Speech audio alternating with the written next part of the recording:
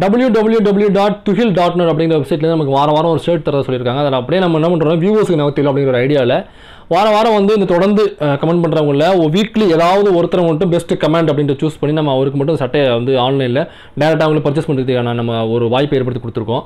So அந்த best comment எது அப்படிங்கிறது வர ஞாயிற்றுக்கிழமை போட போகிற வீடியோவில் நாங்கள் அனௌன்ஸ் பண்ணுவோம். ஸோ நீங்கள் பண்ணவங்களாம் தொடர்ந்து கமெண்ட் பண்ணுங்கள். வாரம் ஒரு நல்ல காட்டன் ஷர்ட்டை வெல்லுங்கள். ஒரு விரக்தி உண்டுங்க எனக்கு. என்ன அப்படின்னாக்கா, இங்கே உள்ள கட்சிகள் எல்லாமே கட்சியாக ஆரம்பிக்கிறதுக்கு முன்னாடியே முதல்ல ஒரு மீடியாவை ஆரம்பிச்சிருவாங்க. அந்த மீடியாவை பயன்படுத்தி அவங்களுடைய பரப்புரையை அவங்க செய்ய ஆரம்பிச்சிருவாங்கன்னு வச்சுங்களேன். ஸோ இந்த வகையில் நாம் தமிழர் கட்சிக்குன்னு ஒரு மீடியா இல்லை அப்படிங்கிறது எனக்கு மிகப்பெரிய வருத்தம் உண்டுங்க. இது தம்பிகளுக்கும் அநேகமாக இருக்கும் அப்படின்னு நினைக்கிறேன். ஏன்னா அவங்களுக்குன்னு ஒரு கொள்கை இருக்கும்ல. எங்கப்பா அது இருக்கா? இல்லை இது இங்கே வேற ஒன்று தேடிட்டு இருந்தேன். சரி, ஏதோ ஒன்று இருக்குல்ல அவங்ககிட்ட, அதை கொண்டு போய் மக்கள்கிட்ட சேர்க்கணுமா இல்லையா? அதுக்குன்னு ஒரு மீடியா தேவை தானே. ஸோ அந்த மீடியா இல்லை அப்படிங்கிறதுல மிகப்பெரிய மன வருத்தம் உண்டுங்க எனக்கு. ஸோ இந்த நேரத்தில் தான் ஸ்பான்டேனிட்டிவாக தம்பிகள் எடுத்த முடிவு என்ன அப்படின்னாக்கா, டேய் ஒட்டுமொத்த மீடியாவும் புறக்கணிச்சா என்னடா எங்களுக்கு இருக்கிற சோஷியல் மீடியா புட்ட அப்படின்னு சொல்லிட்டு எப்படியாவது அண்ணனை அமெரிக்க ஜனாதிபதியாக ஆக்கியே தீர்வோம் அப்படின்னு இருக்கிற தம்பிகள் பூரா சொகுசாக சோசியல் மீடியாவில் போய் உட்காந்துட்டாங்க. ஒட்டுமொத்த மீடியாவுமே உங்களை புறக்கணிச்சாலுமே ஏதோ இருக்கிற FB, வாட்ஸ்அப்பு, அப்புறம் இந்த ட்விட்டரு, யூடியூபு இதை வச்சுக்கிட்டே கட்சி இந்த அளவுக்கு வளர்த்துருக்காங்க அப்படின்னாக்கா அவர்களுக்கு ஒரு பாராட்டுக்கள்.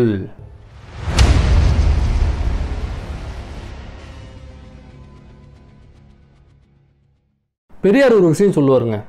அதாவது இப்போ சென்ட்ரல் கவர்மெண்ட் ஏதாவது ஒரு திட்டமோ மசோதாவோ கொண்டு வருது அப்படின்னாக்கா அதை ஆதரிக்கிறதா எதிர்க்கிறதான்னு தெரியல, ஒரு சின்ன மனக்குழப்பம் இருக்குது அப்படிங்கிற நிலை எப்போயாவது மக்களுக்கோ வேறு யாருக்கோ வருதுன்னு வச்சுங்களேன். இப்போ ரொம்ப சிம்பிளாக ஒரு சொல்யூஷன் சொல்கிறாரு. அப்போ வந்து ஒரு பத்திரிகையின் பேரை குறிப்பிடுறாரு. அதை நான் இங்கே குறிப்பிடாமல் இருக்கேன் பொது வெளியில். ஸோ அந்த பத்திரிக்கை வாங்கி படிங்க. அந்த பத்திரிக்கையில் எதை ஆதரிக்கணும்னு சொல்கிறானோ அதை எதிர்த்துருங்க கண்ணு மூடிட்டு. எதை எதிர்க்கானோ அதை கண்ணை மூடிட்டு ஆதரிச்சிருங்கிறாரு. ஸோ அந்த பத்திரிக்கையை வந்து என்ன ஸ்டாண்டில் இருக்குது அப்படிங்கிறத புரிஞ்சுக்கிட்டு தான் தந்தை பெரியார் அவர்கள் சொல்லியிருக்காரு. எக்ஸாம்பிள் இன்னொரு விஷயம் கூட சொல்கிறேன், ஈஸியாக கனெக்ட் ஆகிக்கலாம்.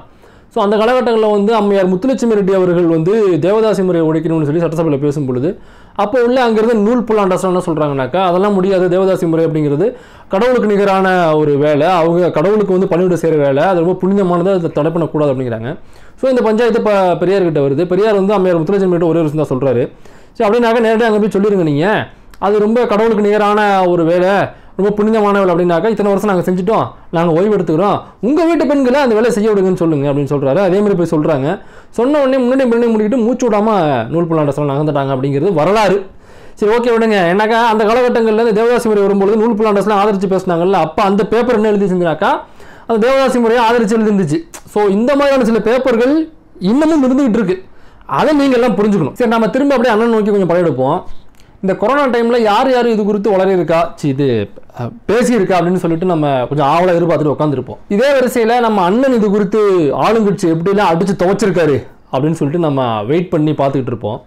ஏன் அப்படின்னாக்கா அண்ணன் சாதாரணமாகவே மேடையில் தொண்டை நரம்பு பொட்டைக்க தோரத்தட்டி பேசக்கூடியவர். தொற்று நோய் காலம்னாக்கா சும்மா விட்டுருவாரா என்ன, சும்மா துவைச்சி காய போட்டிருக்க மாட்டார். அப்படிங்கிற ஆவலில் ஆன்லைனில் அப்படியே பார்த்துக்கிட்டு இருந்தோம்னாக்கா தம்பிக்கு அப்படியே ஒரு வீடியோவை தட்டி விட்டுருப்பாங்க. அதாவது 6 வருஷத்துக்கு முன்னாடி அண்ணன் ஆத்துன ஒரு வீடியோவை பக்காவாக BGM, இந்த mass introduction scene, slow motion shorts இதெல்லாம் போட்டு பக்காவாக ரெடி பண்ணி பக்குவமாக ஒன்று இறக்கி விட்டுருப்பாங்க. அந்த வீடியோவை பார்த்தோம்னாக்கா நமக்கே நறுக்குன்னு கொஞ்சம் முறுக்கேறும்னா பார்த்துங்களேன்.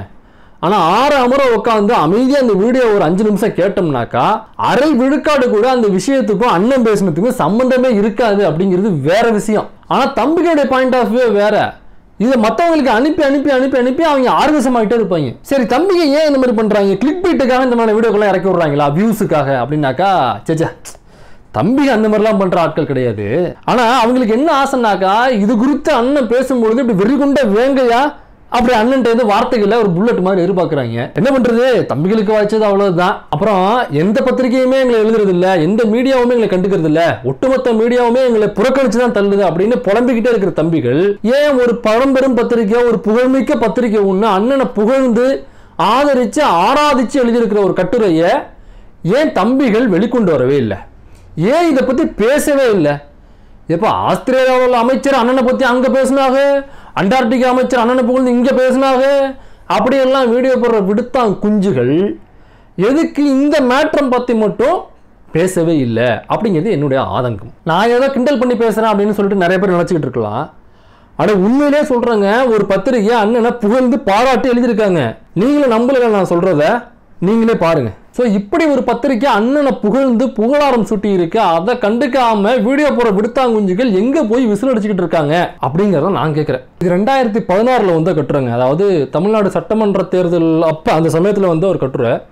அதில் என்ன சொல்லியிருக்காங்கன்னா, சீமான் அவர்களுடைய பிரச்சாரம் தான் ஒரு பீரங்கி பிரச்சாரமாக தமிழ்நாட்டில் ஒழிச்சுக்கிட்டே இருக்குது அப்படின்னு சொல்லியிருக்காங்க. இதில் என்ன சிறப்பு அப்படின்னாக்கா, இந்த காலகட்டங்களில் திமுக அதிமுக அப்படிங்கிற தமிழ்நாட்டின் இரு பெரும் துருவங்கள், இரு பெரும் கட்சிகள் களத்தில் நிற்கிது. அதாவது பேசி பேசியே கட்சியை வளர்த்த இரு கட்சிகள், அவங்க 2 பேரும் களத்தில் நிற்கிறாங்க. அதுவும் யார்? கலைஞர், ஜெயலலிதா அப்படிங்கிற இரு பெரும் ஆளுமைகள். நம்ம இவங்க மேலே வந்து விமர்சனம் இருக்கலாம், நம்ம ஏற்றுக்கொள்ளாமல் கூட இருக்கலாம், அது வேறு விஷயம். ஆனால் உண்மையிலேயே இவங்க 2 பேரும் தான் அப்போ 2016 காலகட்டத்தில் பார்த்தீங்கன்னா இரு பெரும் ஆளுமைகள் இவங்க 2 பேரும் தான். ஸோ இவங்க 2 பேரும் உயிரோடு இருக்காங்க. அப்போ அது ரொம்ப முக்கியமான விஷயம். ஸோ இவங்க களத்தில் இருக்காங்க, அந்த கட்சிகள் களத்தில் இருக்குது. இவங்க எல்லாரையும் விட எல்லாரையும் ஓரம் கட்டிட்டு இந்த நாம் தமிழர் அப்படிங்கிற கட்சி அண்ணன் சீமான் அவர்கள் மட்டும் வந்து ஒரு பெரிய ஒரு பிரச்சார பீரங்கியாக இவருடைய குரல் மட்டும்தான் ஒழிச்சுக்கிட்டு இருக்கு அப்படின்னு வர்றது எவ்வளோ பெரிய விஷயம். ஸோ இப்படி ஒரு கட்டுரை ஒரு பழம்பெரும் பத்திரிகையில் வந்து எழுதியிருக்காங்க அப்படின்னாக்கா, இதை பற்றி பேசியிருக்கணுமா இல்லையா? இது ஏன் பேசலைங்கிறது தான் என்னோட வருத்தம். அதுவும் சும்மா இல்லைங்க, அண்ணன் சீமான் அவர்களை வந்து அடுத்த அதிபருங்கிற அளவுக்கு எஃபெக்ட் கொடுத்து அதில் எழுதியிருக்காங்க. இன்னமும் அந்த பத்திரிகையில் என்ன எழுதியிருக்காங்க அப்படின்னாக்கா, அதாவது புத்திசாலித்தனமற்ற, அறிவற்ற, அறிவில்லாத, அந்த மாதிரியான வார்த்தைங்க அது. ஸோ இந்த மாதிரி தான் அப்போ மற்ற கட்சிகளுடைய பிரச்சாரங்கள் இந்த மாதிரி தான் இருந்துச்சு அப்படின்னு சொல்லி அந்த வார்த்தையை முக்கியமாக மென்ஷன் பண்ணி எழுதியிருக்காங்க. குறிப்பாக ஜெயலலிதா அவர்களை பற்றி எழுதும்போது என்ன எழுதியிருக்காங்கனாக்கா, ஹராங்குவிங் அப்படிங்கிற வார்த்தையை பயன்படுத்தியிருக்காங்க. ஒரு என்னன்னாக்கா, ஏதாவது பேசணும்னு பேசுவாங்கள்ல, கண்டென்ட் இல்லாமல் நிறைய பேர் ரிப்ளை வீடியோ போடுறோம் அப்படிங்கிற பேரில் கண்டென்ட்டே இருக்காது, சும்மா ஏதோ அவனை எதிர்த்து பேசணும் திட்டணும்னு சொல்லிட்டு விடுவாங்களே, அந்த மாதிரி சும்மா ஏதாவது பேசுவாங்க, சும்மா ஏதாவது திட்டுறது, அந்த மாதிரி தான் அவங்க இருக்காங்களே தவிர கருத்தா கண்டென்ட்டா ஒரு கொள்கையா அவங்கள்ட்ட எதுவுமே இல்லை, சும்மா பேசிகிட்டு இருக்காங்க அவ்வளோதான் அப்படிங்கிற மாதிரி ஜெயலலிதா அவர்களை வந்து பேசியிருக்காங்க. ஸோ கலைஞர் அவர்களை பற்றி பேசும்பொழுது அதே காலகட்டங்களில் அவர் வந்து வீல் சேரில் இருக்கார், ஸோ ஒரு செயலற்ற தன்மையில் தான் அவரும் இருக்கார் அப்படின்னு சொல்லி அவரை வந்து விமர்சிக்கிறாங்க, வர்ணிக்கிறாங்க. ஸோ மற்ற வைகோ அவர்கள், அன்புமணி ராமதாஸ் அவர்கள், இவங்க எல்லாருமே இருக்காங்க, களத்தில் நிற்கிறாங்க, எல்லாம் பெருந்தலைகளாக இருக்குது. ஆனால் இவங்க எல்லாருமே பற்றி பேசும்பொழுது ரொம்ப டீக்ரேட் பண்ணி தான் வர்ணிக்குது அந்த கட்டுரையில். யாருமே சரியாக செயல்படாத ஒரு தேர்தலாக தான் அவங்க வர்ணிக்கிறாங்க. யார்? அண்ணன் சீமான் அவர்களை தவிர மற்ற எல்லாருமே சரியாக செயல்படல, அறிவில்லாத, முட்டாள்தனமான அந்த மாதிரி வார்த்தைகளாக பயன்படுத்திட்டு அண்ணன் சீமான் அவர்களை பற்றி மட்டும் பேசும்பொழுது தான் அப்படியே அள்ளி பூசிக்கிறாங்க, அண்ணனை அள்ளி கொண்டாடுறாங்க, தலையில் வச்சு கொண்டாடுறாங்க. குறிப்பாக ஒரே வார்த்தையில் சொல்லணும்னாக்கா, மற்ற எல்லாருடைய வீக்னஸை பற்றி சொல்லிட்டு அண்ணனை பற்றி மட்டும் பேசும்பொழுது வீக்னஸ் இல்லாத வீரன் அப்படிங்கிற அளவுக்கு போற்றி புகழ்ந்துட்டாங்க. ஸோ இந்த இடத்துல தாங்க நான் என்னை கொஞ்சம் திருத்திக்கிட்டேன். ஏன்னா ஏற்கனவே நாம் தமிழரை விமர்சித்து நான் ஒரு வீடியோ போட்டிருந்தேன். அதாவது LHS = RHS ஹென்ஸ் ப்ரூவ்ட் அப்படின்னு சொல்லிட்டு ஒரு வீடியோ போட்டிருந்தேன். அதில் கொஞ்சம் விமர்சித்து பேசியிருந்தேன்னு வச்சுங்களேன். ஸோ இந்த கட்டுரை படிக்கும் பொழுது அண்ணன் மீதான அந்த விமர்சனத்தை நான் என்னோட கண்ணோட்டத்தில் நான் மாற்றிக்க விரும்புகிறேன். இந்த இடத்துல நான் என்ன திருத்திக்கிறேன், சரிங்களா?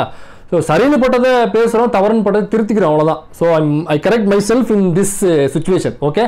ஸோ அடுத்தது என்னன்னாக்கா, மறுபடியும் இந்த கட்டுரை தொடர்ந்து வாசிக்கிறேன். அதில் பிஜேபி அந்த எலெக்ஷனில் என்னத்தை அறுத்து தள்ளுச்சு அப்படிங்கிறத பற்றி ஒரு வார்த்தை கூட இல்லைங்க இதில். அப்போ எனக்கு ஒரு டவுட் வருது, என்னடா அது, ஏன் பிஜேபி பற்றி மட்டும் இவங்க எதுவுமே எழுதலை? அப்போ இந்த பத்திரிகை யார் நடத்துகிறா, யாரோடது? அப்போ இதுக்கு முன்னாடி இந்த பத்திரிகையில் யாரை பற்றிலாம் எழுதியிருக்காங்க அப்படின்னு கொஞ்சம் அவருடைய வரலாறுகள் என்ன, எஸ்டிடிகள் என்ன அப்படின்னு நோண்டி பார்த்தோம்னாக்கா, ஒரு பெரிய லிஸ்ட்டு ஒன்று வந்து தொகுக்கடி விழுதுங்க. இந்த லிஸ்ட்டுகள் வரிசையில் தான் அண்ணனும் நடுவில் வர்றாப்புல. ஸோ அந்த லிஸ்ட்டுகள் யார் அப்படின்னு தம்பிகள் பார்க்கணுமா இல்லையா? பார்க்கணும்ல, பாருங்க.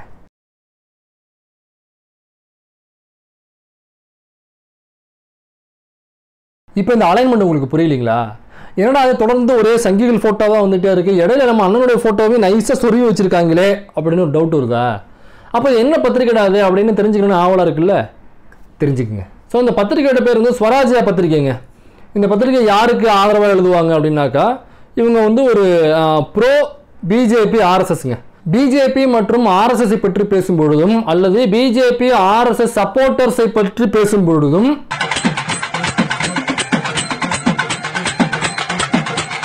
பார்ப்பனிய இந்துத்துவத்தை ஆதரித்து எழுதுறது தாங்க இந்த பத்திரிக்கையோட வேலையை. அதான் முழுநேர வேலை உங்களுக்கு. அப்புறம் இந்த பார்ப்பனிய இந்துத்துவத்தை யாரெல்லாம் ஆதரித்து பேசுகிறாங்களோ அவங்கள மட்டும்தான் இந்த பத்திரிக்கையில் ஃபோக்கஸ் பண்ணுவாங்க. அப்புறம் அண்ணனையும் இதில் ஃபோக்கஸ் பண்ணி எழுதியிருக்காங்க. எதிரும் புதிரமாக அரசியல் கொள்கையை வைத்துக் கொண்டிருக்கிற குஜராத் மாநிலத்தை ஆளுகிற நரேந்திர மோடி 1,00,000 கோடி கடனாக இருந்த மாநிலத்தை முதலமைச்சரான பிறகு 1,00,000 கோடி கடனையும் அடைத்து அந்நிய வங்கிகளில் 1,00,000 கோடி தன் மாநிலத்தில் முதலீடு செய்கிற அளவுக்கு வளர்த்து இதுக்கு அப்புறம் தாங்க அண்ணனை ஃபோக்கஸ் பண்ண ஆரம்பிச்சது. என்னடா அது நம்மளா இருக்காப்புலையே, இவரை போய் தப்பா நினைச்சிட்டோம்டா அப்படின்னு தலைவனை கூப்பிட்டு கட்டி பிடிச்சு கண்ணீர் விட்டு கதறி அழுது அப்புறம் வாரி அணைச்சி வக்காலத்து வாங்கினாலும் அதுக்கப்புறம் தானே வச்சுங்களேன். சரி, அண்ணனையே அவங்க ஆதரிக்கணும் அப்படிங்கிறதுக்கான காரணத்தையும் அவங்களே குறிப்பாக சொல்கிறாங்கங்க. இந்த வார்த்தையை கவனிங்க. இதுக்கு பேர் அன்பான சர்வாதிகாரம். அந்த வார்த்தை இருக்குல்ல, அது ரொம்ப கேட்சியாக இருந்ததுங்க. அந்த அன்பான சர்வாதிகாரங்கிற வார்த்தை ரொம்ப பிடிச்சி போயிருந்தது எங்களுக்கு அப்படின்னு சொல்லி அண்ணனை இன்னொரு படிக்கு உயர்த்து கொண்டு போகிறாங்க. அதோட நிறுத்திக்கல, அண்ணன் மேலே அன்பான விமர்சனமும் அவங்க வைக்கிறாங்க. அது எந்த இடம்னாக்கா, அதாவது திராவிடர் கழகத்தோட பிரச்சார பீரங்கியா அண்ணன் அப்போ இருந்திருக்காரு. திராவிடர் கழகம் என்னென்ன சொல்லி கொடுத்துச்சோ அது அப்படியே பேசுகிற ஒரு பிரச்சார பீரங்கியா அண்ணன் செயல்பட்டுருக்காரு. அப்படி என்னென்னலாம் திராவிடர் கழகம் சொல்லி கொடுத்துருக்கு அப்படிங்கிறதையும் அவங்களே மென்ஷன் பண்ணியிருக்காங்க. என்ன சொல்லியிருக்காங்கனாக்கா, அதாவது பார்ப்பனியத்துக்கு எதிராக, அப்புறம் தனித்தமிழ்நாடுக்கு ஆதரவாக, அப்புறம் புலிகளுக்கு ஆதரவாக, தமிழ் ஈழம் அமையணுங்கிறதுக்கு ஆதரவாக, ஸோ இந்த மாதிரியான விஷயங்களை எல்லாம் அவருக்கு கற்றுக் கொடுத்து பேச வச்சது திராவிடர் கழகம். எது? திராவிடர் கழகம் அப்படின்னு அவங்களுக்கு தெரியுது. ஸோ அதில் இன்னொரு வார்த்தை ஒன்று கவனிங்க, வேர்னு போட்டிருக்கு பாருங்க. அப்படின்னாக்கா பாஸ்ட் டென்ஸ்னு அர்த்தம். அப்போ அவர் திராவிடர் கழகம் சார்ந்து பேசிட்டு இருக்கும் பொழுது அப்போ அவர் அந்த மாதிரி இருந்திருக்காரு அப்படின்னு சொல்கிறாங்களே தவிர அப்படின்னு என்ன அர்த்தம்? அப்போ இருந்தாருனாக்கா இப்போ அப்படி இல்லைன்னு அர்த்தம்.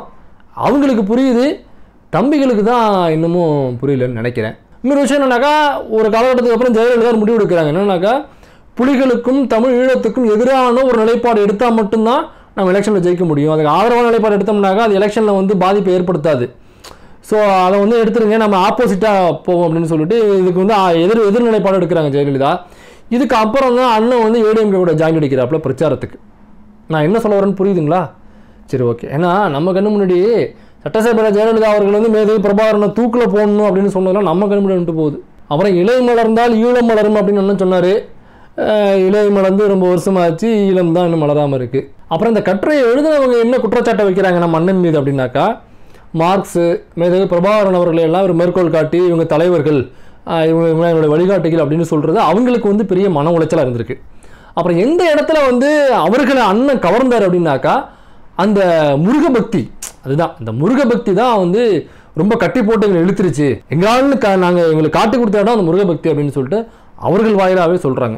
ஏப்பா, எனக்கு ஒரு டவுட் இருக்குப்பா. அதாவது ஒரு டிஎம்கே பத்திரிக்கையை ஏடிஎம்கேவை பற்றி புகழ்ந்து எழுதுமா, அல்லது ஏடிஎம்கே பத்திரிக்கையை டிஎம்கேவில் உள்ளவங்களை பற்றி புகழ்ந்து எழுதுவாங்களா? அப்படியே புகழ்ந்து எழுதினாலும் ஒருவேளை மக்கள் அவர்களை பாராட்டினார்கள் அப்படின்ற ஒரு வரியை கடந்துருவாங்க. மெனக்கட்டு உட்காந்து ஒரு ஆள் போட்டு செலவுக்கு ஒரு கட்டுரை எழுத மாட்டாங்க. அப்போ ஒரு பார்ப்பனியத்தை எதிர்க்கிற ஒரு ஆளை பார்ப்பனியத்தை ஆதரிக்கிற பற்றி எப்படி புகழ்ந்து ஒரு கட்டுரை எழுதுவாங்க? இல்லை, ரொம்ப சிம்பிளாக உங்களுக்கு புரியுற மாதிரி கேட்குறேன். மாரிதாசு, அண்ணாமலை, எச்ராஜா இவங்கெல்லாம் நான் பார்ப்பனியத்தை வேரோடு வேறாக பிடிங்கி எரிவோம் அப்படின்னு சொல்லிட்டு வீட்டில் சத்தியம் பண்ணி கிளம்பி வந்தவங்களா? இவங்களை பாராட்டி எழுதுகிற அதே பத்திரிகையில் அண்ணனையும் பாராட்டி எழுதுறாங்க அப்படின்னாக்கா சந்தேகம் வருமா வராதா? அப்புறம் மண்டையில் டர்பன் மாட்டிக்கிட்டு அண்ணனுக்காக முட்டு கொடுக்க ஓடி வர தம்பிகள்கிட்ட எனக்கு ஒரு கேள்வி இருக்குது. அதாவது இந்த 1,00,000 கோடி கடனை குஜராத்தில் உள்ள கடனை அடைச்சிட்டு திரும்ப 1,00,000 கோடி எக்ஸ்ட்ரா அந்த குஜராத்தின் பேரில் வங்கியில் போட்டு வச்சுருக்காரு நம்ம ஜி அப்படின்னு அண்ணன் சத்தியம் பண்ணி பேசினார் இல்லைங்களா? அது எந்த வங்கி அப்படிங்கிறது மட்டும் கொஞ்சம் ஒரு ஆர்டிஐ ஃபார்ம் போட்டு கேட்டு சொன்னீங்கன்னா நான் தெரிஞ்சுப்பேன். அதுக்காக கேட்குறேன். எந்த பங்கா இருக்கும்? மாரியம்மன் இந்தியன் பங்கா? ஒன்றும் இல்லைங்க, பெரியார் அப்படிங்கிற ஒருத்தர் செத்து போய் அத்தனை வருஷம் ஆகுது. ஆனால் இன்னமும் அந்த பத்திரிகையிலும் சரி, அந்த சிந்தனை உணர்வுகளும் சரி, இன்னமும் கதறிக்கிட்டு இருக்காங்க அந்த ஆளு பேரை சொன்னோம்னாக்கா. அப்போ பெரியார பேரை கேட்டால் கதறாங்க, அண்ணனை பார்த்தா அரவணைக்கிறாங்க. சந்தேகம் வருமா வராதா? ஏப்பா, நாம் தமிழர் கட்சியில் பிடிச்சது 2 பேர் தான்ப்பா. ரொம்ப ஓப்பனாக பேசணும்னா 2 பேர் தான். கல்யாண சுந்தரம் அவர்கள், ராஜீவ்காந்தி அவர்கள். ஏன் பிடிக்கும் அப்படின்னாக்கா, இவங்க 2 பேர் தான் அந்த கட்சியிலேயே நாகரிகமாக அரசியலாக பேசக்கூடியவர்கள். அந்த வகையில் இவங்க 2 பேரும் எனக்கு ரொம்ப பிடிக்கும். ஸோ கரெக்டாக பிக் பண்ணி அந்த 2 பேரையும் சட்டையை பிடிச்சி வெளில தூக்கி விட்டுருக்காங்க. இப்போ நீங்கள் ஒரு விஷயம் மேட்ச் பண்ணி பார்க்கணும். அதாவது இந்த பத்திரிகையில் அண்ணனை பற்றின கட்டுரைகள் வந்தது, அப்புறம் நான் சொன்ன விஷயங்கள்லாம் கொஞ்சம் மேட்ச் பண்ணி பாருங்கள். அப்புறம் இந்த கரெக்டாக அந்த 2 பேரையும் கரெக்டாக அந்த சட்டையை பிடிச்சி தூக்கி வெளில விட்டது, இது எல்லாம் ஒரு மாதிரி மேட்ச் பண்ணிங்கனாக்கா அது ஒரு புள்ளியில் போய் இணைஞ்சு போய் நிற்கும். ஸோ அது எந்த புள்ளி அப்படிங்கிறத தம்பிகளாக நீங்களே முடிவு பண்ணீங்க. நான் ஆரம்பத்தில் சொன்ன LHS = RHSன்னு போட்டேன், அதுக்கு ரொம்ப மனம் இருந்துரு அப்படின்னு சொல்லிட்டு உண்மையிலே மனம் இருந்துறேன். அதை நான் என்னவா மாற்றிக்கணும்னு நினைக்கிறேன்னாக்கா LHS = RHS இல்லை, RSS = NTK.